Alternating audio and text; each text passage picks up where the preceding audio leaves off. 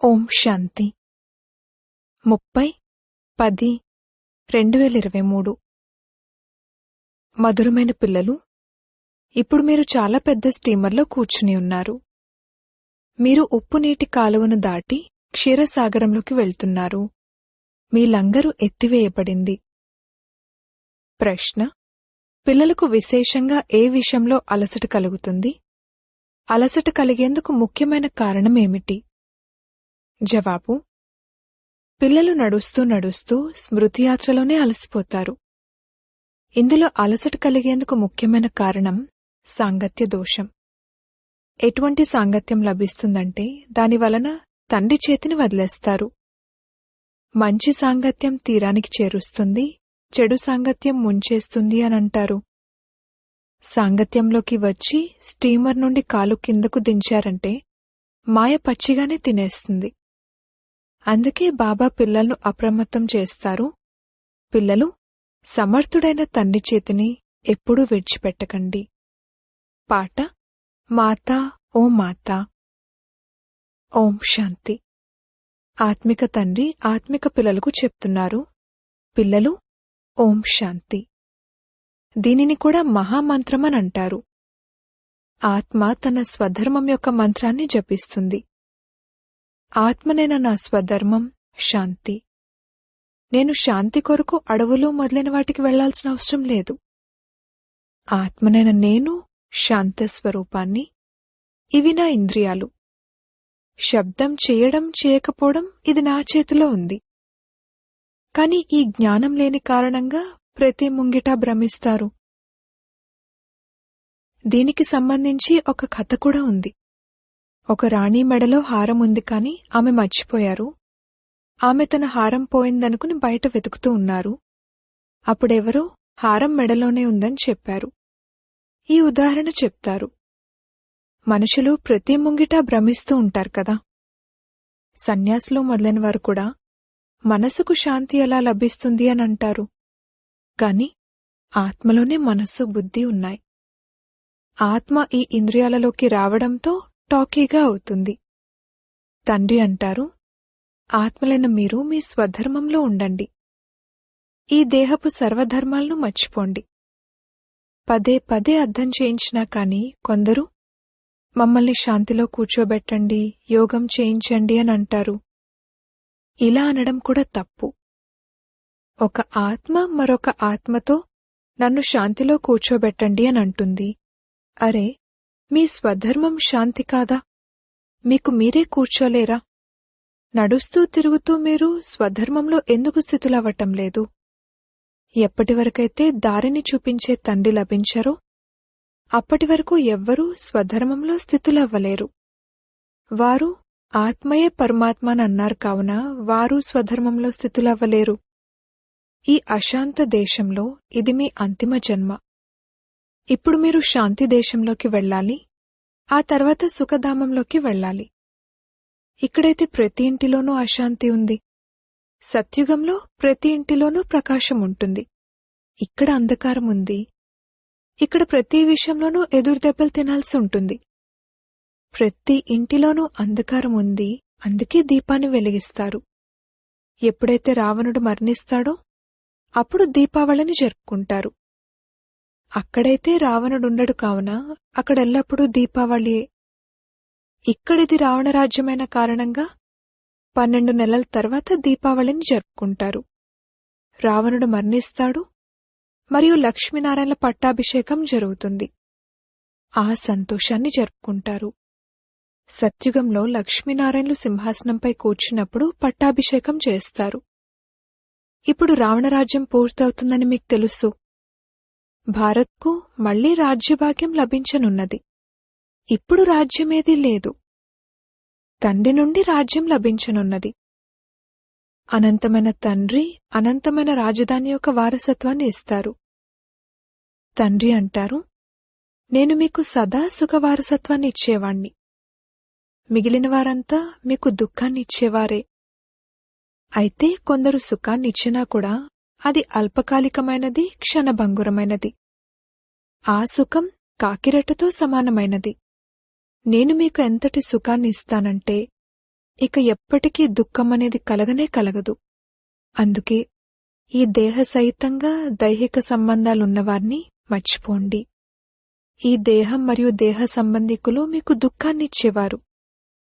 వీరిని వదిలి నన్నొక్కరినే స్మృతి చేయండి.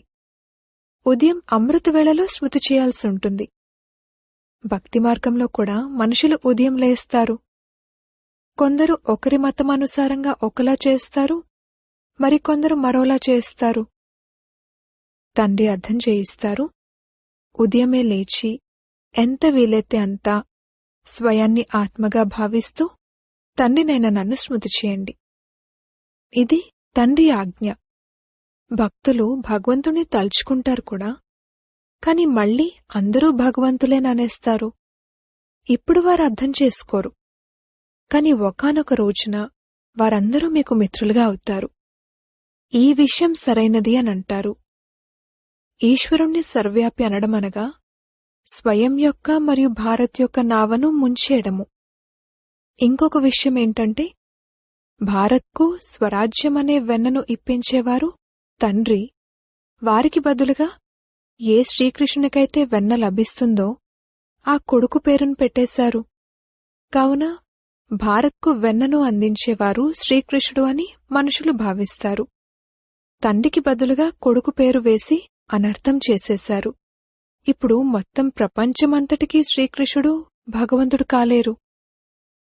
మనుషులు రావణుని మతంపై తమను తాము శాపితులుగా చేసుకున్నారు. తండ్రి నావికుడు, మీరందరూ నావలు, నా నావను తీరానికి చేర్చండి అని పాడతారు కూడా. ఇప్పుడు మీరు పెద్ద స్టీమర్లో కూర్చున్నారు. చంద్రకాంత వేదాంతంలో స్టీమర్ విషయం ఉంది. అది కూడా ఇప్పటికి సంబంధించిన విషయమే అలా తయారు చేయబడి ఉంది. మీరు స్టీమర్లో ఆవలి తీరానికి వెళ్తున్నారు. విషయసాగరం నుండి అమృతంలోకి అనగా క్షీరసాగరంలోకి వెళ్తారు.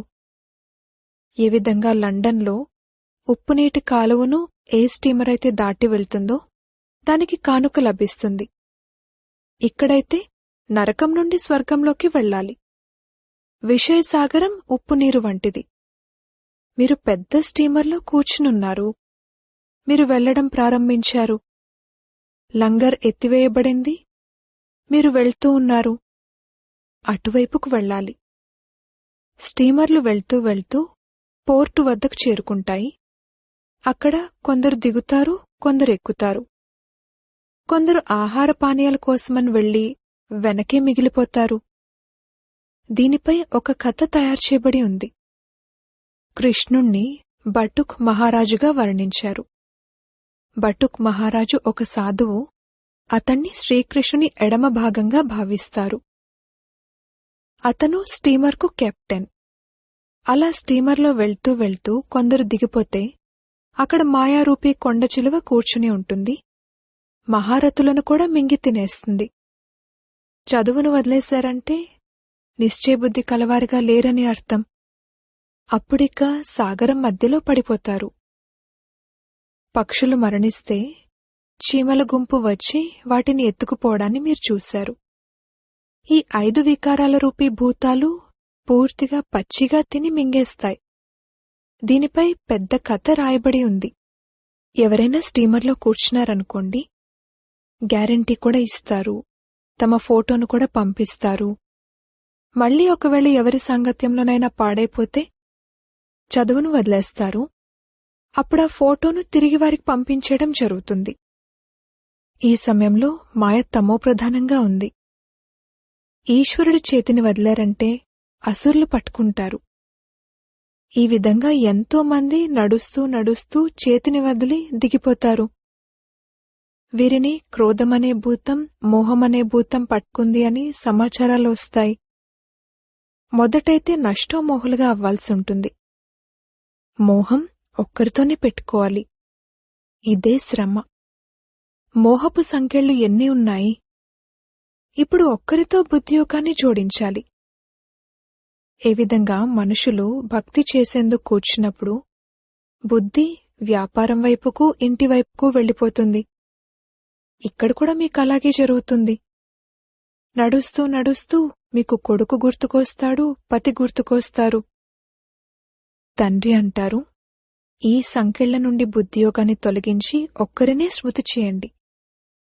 ఒకవేళ అంతిమ సమయంలో ఇంకేదైనా గుర్తుకొచ్చినట్లయితే, అంతిమ సమయంలో ఎవరైతే పతిని స్మరిస్తారో చివర్లో ఒక్క శివ్బాబా తప్ప ఇంకెవ్వరూ గుర్తురాకూడదు.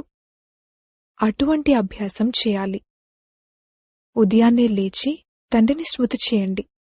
బాబా, మేమీ వద్దకు వచ్చాము. తప్పకుండా మేం స్వర్గాధిపతులుగా అవుతాము. తండ్రిని మరియు వారసత్వాన్ని అనగా అల్ఫ్ మరియు బేను స్మృతి చేయాలి. అల్ఫ్ అనగా అల్లా, బే అనగా రాజ్యాధికారం. ఆత్మ బిందువు. ఇక్కడ మనుషులు తిలకం పెట్టుకుంటారు. అయితే కొందరు బిందువు పెట్టుకుంటారు, కొందరు పొడవాటి తిలకాన్ని పెట్టుకుంటారు, కొందరు కిరీటం వల్లే పెట్టుకుంటారు, కొందరు చిన్న నక్షత్రం వల్లే పెట్టుకుంటారు, కొందరు వజ్రం వల్లే పెట్టుకుంటారు. తండ్రి అంటారు, నీవు ఆత్మవు. ఆత్మ నక్షత్రం వలె ఉంటుందని మీకు తెలుసు. ఆ ఆత్మలో మొత్తం డ్రామా యొక్క రికార్డంతా నిండి ఉంది. ఇప్పుడు తండ్రి ఆజ్ఞాపిస్తారు, నిరంతరం తండ్రినైన నన్ను స్మృతి చేయండి. ఇతరులందరి నుండి బుద్ధియోగాన్ని తొలగించండి. ఈ లక్ష్యాన్ని ఇంకెవ్వరూ ఇవ్వలేరు. తండ్రి అంటారు, మీ శిరస్సుపై జన్మ జన్మాంతరాల పాపాలు ఉన్నాయి. అవి స్మృతితో తప్ప ఇంకే విధంగానూ భస్మమవ్వవు. సదా ఆరోగ్యవంతులుగా అయ్యేందుకు తండ్రిని స్మృతి చేయాలి. సదా ఆరోగ్యవంతులుగా మరియు సదా ఐశ్వర్యవంతులుగా అయ్యే వారసత్వం తండ్రి నుండే లభిస్తుంది. ఆరోగ్యం, ఐశ్వర్యం ఉంటే ఇంకేం కావాలి? ఆరోగ్యం ఉండి ఐశ్వర్యం లేకపోయినా ఆనందం ఉండదు. ఐశ్వర్యం ఉండి ఆరోగ్యం లేకపోయినా కూడా ఆనందం ఉండదు. ఆత్మ మొదట తండ్రిని స్మృతి చేయాలి. అప్పుడు వికర్మలు వినాశనమవుతాయి మరియు 21 జన్మల కొరకు ఆరోగ్యం లభిస్తుంది. మరియు స్వదర్శన్ చక్రధారులుగా అయినట్లయితే 21 జన్మల కొరకు ఐశ్వర్యం లభిస్తుంది. ఇది ఎంత సహజమైన విషయం. మనం 84 జన్మలు ఈ విధంగా తిరిగాము. ఇప్పుడందరూ బూడిదగా అవ్వనున్నారు. కావున వారిపై మనసెందుకు పెట్టుకోవాలి? ఎవరైతే కొత్త ప్రపంచపు రాజ్యాధికారాన్ని ఇస్తారో వారిపై మనసు పెట్టుకోవాలి. బాబా ఆత్మలతో ఈ విధంగా మాట్లాడతారు, పిల్లలు, ఇప్పుడీ శరీరాన్ని మరచి స్వయాన్ని అశరీరిగా భావిస్తూ నన్ను స్మృతి చేయండి. ఈ శరీరం మీకు పాత్రను అభినయించేందుకు లభించింది. ఉదయాన్నే లేచి ఈ విషయాలు స్మరించాలి. ఏ ప్రియుడైతే మురికి కాలువను దాటించి తీసుకువెళ్తారో వారిని స్మృతి చేయాలి. మిగిలిన వారంతా విషయసాగరంలో మునిగిపోయేవారే. తండ్రి దాటించేవారు. వారిని నావికుడు, తోట యజమాని అని కూడా అంటారు. మిమ్మల్ని ముళ్ల నుండి పుష్పాలుగా చేసి స్వర్గంలోకి పంపిస్తారు. ఇక తర్వాత స్వర్గంలో మీరెప్పుడూ దుఃఖాన్ని చూడరు. అందుకే వారిని దుఃఖహర్త, సుఖకర్త అని అంటారు. హరహర మహాదేవా అని అంటారు కదా, శివుణ్ణే అలా అంటారు. వీరు బ్రహ్మ, విష్ణు, శంకర్లకు కూడా తండ్రి. ఆ తండ్రి 21 జన్మల కొరకు సుఖవారసత్వాన్ని ఇస్తున్నారంటే వారిని స్మృతి చేయాలి కదా. దీనికి కావాల్సింది ధైర్యం. స్మృతి చేస్తూ చేస్తూ అలసిపోతే ఇక నడవడమే ఆపేస్తారు. ఎటువంటి సాంగత్యం లభిస్తుందంటే దానివలన తండ్రిని విడిచిపెట్టేస్తారు. అందుకే మంచి సాంగత్యం తీరానికి చేరుస్తుంది, చెడు సాంగత్యం ముంచేస్తుంది అని అంటారు. బయటకు వెళ్లడంతో చెడు సాంగత్యం లభిస్తుంది. కావున నష ఎగిరిపోతుంది. కొందరేమో బ్రహ్మకుమారిల వద్ద గారడి ఉంది, అది అంటుకుంటుంది, వారి వద్దకు వెళ్లకండి అని అంటారు. పరీక్షలైతే వస్తాయి. 10 సంవత్సరాలుండి కూడా సాంగత్య దోషంలోకి వచ్చేవారు ఎంతోమంది ఉంటారు. కాలు కింద పెట్టారంటే మాయ పచ్చిగానే తినేస్తుంది. తండ్రి నుండి స్వర్గవారసత్వం తప్పకుండా లభిస్తుందని నిశ్చయం ఏర్పరచుకుంటారు కూడా. అయినా కాని మాయ యొక్క పెద్ద తుఫాన్లు వస్తాయి. ఇది యుద్ధ మైదానం. అర్ధకల్పం మాయారాజ్యం కొనసాగింది. ఇప్పుడు దానిపై విజయాన్ని పొందాలి. రావణుణ్ణి కాలుస్తారు. అప్పుడు ఒకరోజు సంతోషాన్ని జరుపుకుంటారు. ఇవన్నీ కృత్రిమమైన సుఖాలు. అసలైన సుఖం సుఖధామంలో లభిస్తుంది. ఇకపోతే నరకం యొక్క సుఖం కాకిరెట్టతో సమానమైనది. స్వర్గంలోనైతే సుఖమే సుఖం ఉంటుంది. మీరు సుఖధామం కొరకు పురుషార్థం చేస్తున్నారు. బాక్సింగ్లో ఒక్కోసారి మాయ యొక్క గెలుపు, ఒక్కోసారి పిల్లల యొక్క గెలుపు జరుగుతుంది. ఈ యుద్ధం రాత్రి పగలు కొనసాగుతుంది. గురువు చేతిని పూర్తిగా పట్టుకోవాలి. గురువు సర్వశక్తివంతుడు, సమర్థుడు. చేతిని వదిలారంటే ఇక సర్వశక్తివంతుడు కూడా ఏం చేయగలరు? చేతిని వదిలారంటే ఇక సమాప్తమైనట్లే. స్టీమర్ యొక్క విషయం శాస్త్రాల్లో కూడా ఉంది. ఇప్పుడు స్టీమర్ వెళ్తుంది. ఇంకా కొన్ని రోజులు మాత్రమే ఉన్నాయి. వైకుంఠం ఎదురుగా కనిపిస్తుంది. చివరి సమయంలోనైతే గడియ గడియ వైకుంఠం యొక్క దృశ్యాలను చూస్తూ ఉంటారు. ఏ విధంగా ప్రారంభంలో ఎంతో చూసేవారో అలా చివరి సమయంలో కూడా ఎన్నో సాక్షాత్కారాలు జరుగుతాయి. ఎవరైతే ఇక్కడుంటారో, ఎవరైతే ధైర్యంతో చేతిని పట్టుకునుంటారో వారే అంతిమ సమయంలో ఇవన్నీ చూస్తారు. ఆ సమయంలో కుమార్తెలు చెప్పడం మొదలుపెడతారు, బాబా, వీరు దాసీలుగా అవ్వనున్నారు, వీరు ఫలానాగా అవ్వనున్నారు అని. అప్పుడు మేం దాసీగా అయిపోయాము అని బాధపడతారు. కష్టపడకపోతే మరి పరిస్థితి ఏమవుతుంది? అప్పుడెంతగానో పశ్చాత్తాపడాల్సి ఉంటుంది. ప్రారంభంలో మీరు ఎన్నో ఆటపాటలను చూశారు. మేమేదైతే చూశామో అన్న పాట ఉంది కదా.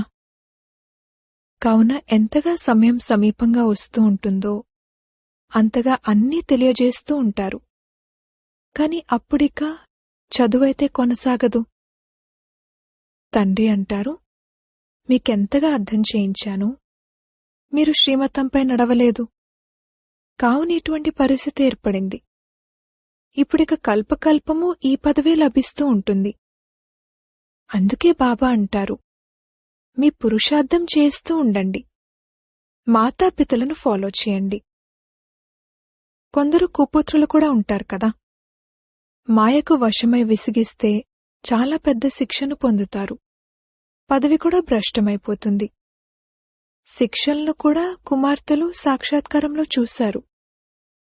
ప్రపంచంలో ఉన్నది ఆసురీ సాంగత్యం, మరియు ఇక్కడ ఉన్నది ఈశ్వరీయ సాంగత్యం. బాబా అన్ని విషయాలను అర్థం చేయిస్తారు. తర్వాతింకెవ్వరూ మాకేం తెలుసు అని అనకూడదు. వినాశన సమయంలో మనుషులు ఎంతగానో ఆర్తనాదాలు చేయడం మొదలు పెడతారు. మీరు ఎన్నో సాక్షాత్కారాలను పొందుతూ ఉంటారు. వేటగానికి వేట, వేటకు మృత్యువు. ఈ విధంగా మీరు నాట్యం చేస్తూ ఉంటారు. వినాశనం తర్వాత మళ్లీ మన మహళ్ళెలా తయారవుతాయి అనేది మీరు చూస్తూ ఉంటారు. ఎవరైతే జీవించి ఉంటారో వారన్నీ చూస్తారు. తండ్రికి చెందినవారుగా అయిన తర్వాత మళ్లీ వారిని విడిచిపెట్టినట్లయితే సాక్షాత్కారాలను చూడలేరు. అచ్చా, మధురాతి మధురమైన 5000 సంవత్సరాల తర్వాత మళ్లీ వచ్చి కలుసుకున్న సిక్కిలదే పిల్లలకు నంబర్వార్ పురుషార్థానుసారంగా ప్రియస్మృతులు మరియు గుడ్ మార్నింగ్. ఆత్మిక పిల్లలకు ఆత్మిక తండ్రి నమస్తే. ధారణ కొరకు ముఖ్య సారము. మొదటి పాయింట్, సమర్థుడైన తండ్రి చేతిని పట్టుకునే ఉండాలి. ఒక్క తండ్రిపైనే మనసు పెట్టుకోవాలి. ఉదయాన్నే లేచి స్మృతిలో కూర్చోవాలి. రెండవ పాయింట్, సాంగత్య దోషం నుండి స్వయాన్ని రక్షించుకోవాలి. చెడు సాంగత్యంలోకి వచ్చి చదువునెప్పుడూ వదలకూడదు. వరదానము. సంతోషమనే టాబ్లెట్ లేక ఇంజెక్షన్ ద్వారా స్వయం యొక్క చికిత్సను స్వయమే చేసుకునే నాలెడ్జ్ఫుల్ భవ. బ్రాహ్మణ పిల్లలు తమ అనారోగ్యానికి చికిత్స స్వయమే చేసుకోగలరు. సంతోషమనే ఔషధం సెకండ్లో ప్రభావం చూపించే మందు. ఏ విధంగా డాక్టర్లు శక్తిశాలి ఇంజెక్షన్ ఇవ్వగానే మారిపోతారో, అలాగే బ్రాహ్మణులు స్వయానికి స్వయమే సంతోషమనే టాబ్లెట్ను ఇచ్చుకున్నట్లయితే, లేక సంతోషమనే ఇంజెక్షన్ను ఇచ్చుకున్నట్లయితే అనారోగ్యం యొక్క రూపం మారిపోతుంది. నాలెడ్జ్ యొక్క లైట్ మైట్ అనేవి శరీరాన్ని నడిపించడంలో ఎంతో సహాయం చేస్తాయి. ఏదైనా అనారోగ్యం వస్తే అది కూడా బుద్ధికి విశ్రాంతినిచ్చే సాధనం. స్లోగన్: ఎవరైతే మనసు యొక్క ఏకాగ్రత ద్వారా సర్వసిద్ధులను ప్రాప్తి చేసుకుంటారో వారే సిద్ధి స్వరూపులుగా అవుతారు. ఓం శాంతి.